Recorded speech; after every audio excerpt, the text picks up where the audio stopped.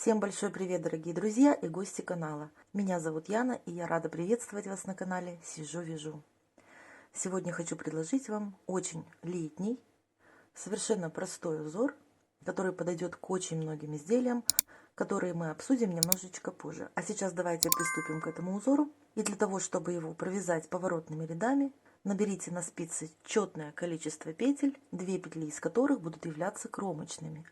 Высотой этот узор в шахматном порядке составит 4 простейших ряда. Также я вам расскажу, как он вяжется по кругу. Для своего образца я набрала 5 раппортов и 2 кромочные петли. И прежде чем мы приступим к самому узору, мы провяжем установочный ряд, особенно если ваш узор будет начинаться с резиночки или планочки. Итак, нулевой установочный ряд давайте мы провяжем изнаночными петлями. Кромочные в конце ряда я буду провязывать изнаночной петлей. Первый лицевой ряд, кромочную по традиции мы переснимаем, не провязывая. И далее нам необходимо из 2 петель провязать 2 следующим образом. Отсчитываем 2 петли, вставляем спицу, вытягиваем длинную петлю. Делаем накид, и эти 2 оставшиеся петли на левой спице мы провязываем вместе одной лицевой за заднюю стеночку, после чего мы возвращаемся к длинной вытянутой петле и перекидываем ее через 2 провязанные петли. То есть вот у нас и получается, что из 2 петель у нас получилось 2 петли. Это раппорт первого ряда. Повторяем.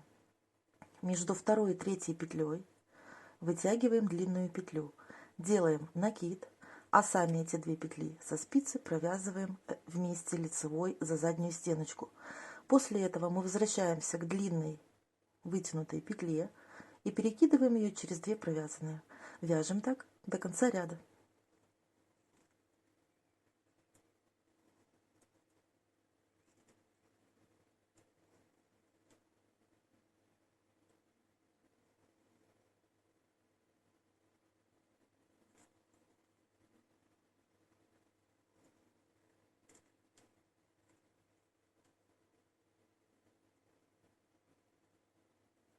И последний раппорт.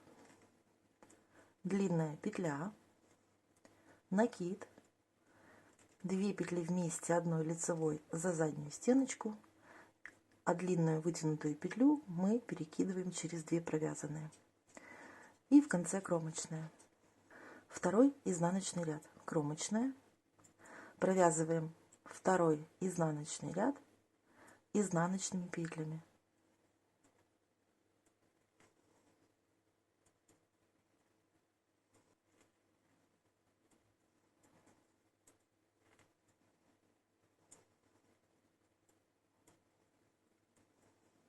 Ну а теперь давайте провяжем все то же самое, только в шахматном порядке. Третий лицевой ряд будет начинаться с лицевой петли. Это петля вне раппорта. Далее приступаем к раппорту. Отсчитываем 2 петли, вставляем между второй и третьей петлей спицу и вытягиваем длинную петлю. Делаем накид и провязываем эти 2 петли вместе одной лицевой. Вытянутую длинную петлю перекидываем через 2 провязанные. Вяжем так до конца ряда.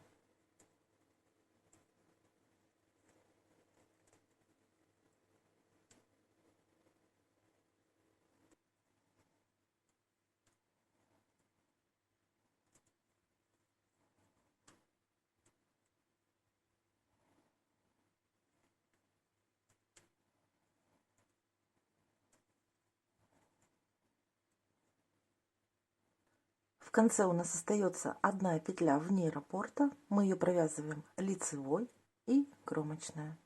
Четвертый заключительный изнаночный ряд мы провязываем изнаночными петлями.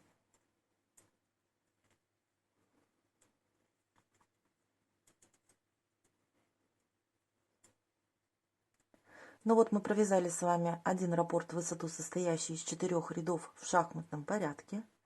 Далее продолжаете вязать этот узор с 1 по 4 ряд на нужную вам высоту. Ну а для тех, кто захочет провязать этот узор по кругу, наберите на спицы также четное количество петель и 1 петлю для замыкания в круг. Нечетные ряды 1 и 3 провязывайте точно так же, как и при поворотном вязании, а четные ряды 2 и 4 провяжите лицевыми петлями. А теперь давайте рассмотрим образец побольше. Ну а провязав этот узор немножечко повыше, мы получим вот такой результат. По-моему, очень даже симпатичный летний легкий узор.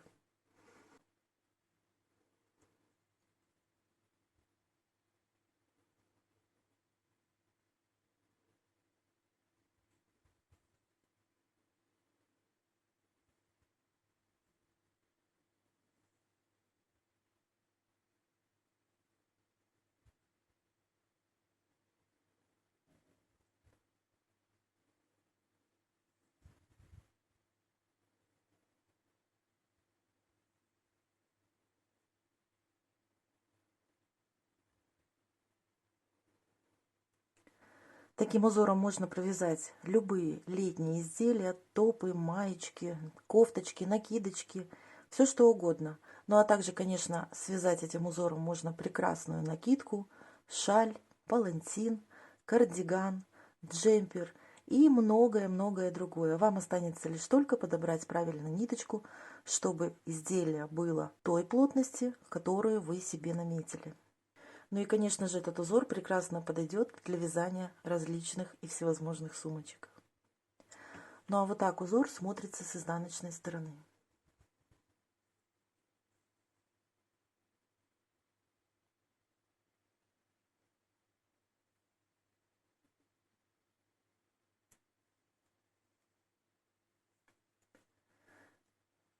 Летний сезон в самом разгаре, и я думаю, вам этот узор может пригодиться. Для данного образца я использовала пряжу, в состав которой входит 90% акрила и 10 бамбука. Плотность пряжи 240 метров на 100 грамм. И спицы я использовала для него 3,5 миллиметра. И также очень важно отметить, что данный узор очень хорошо держит форму. Поэтому ваши изделия не будут сильно деформироваться. Смотрите, вот его растяжение в стороны. И вот такое растяжение он имеет ввысь.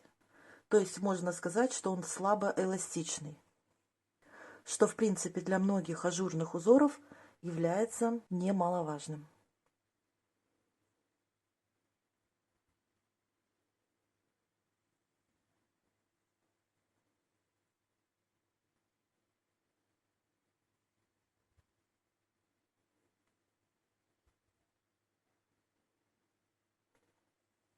Ну а на этом мастер-класс я свой заканчиваю. Если вам понравился узор, не забудьте отметить это пальчиком вверх. Подписывайтесь на канал те, кто еще не подписан, а также нажимайте на колокольчик, чтобы не пропустить следующее новое видео. А я благодарю вас за просмотр, вяжите с удовольствием, вдохновляйтесь моими новыми идеями и до скорой встречи. Всем пока!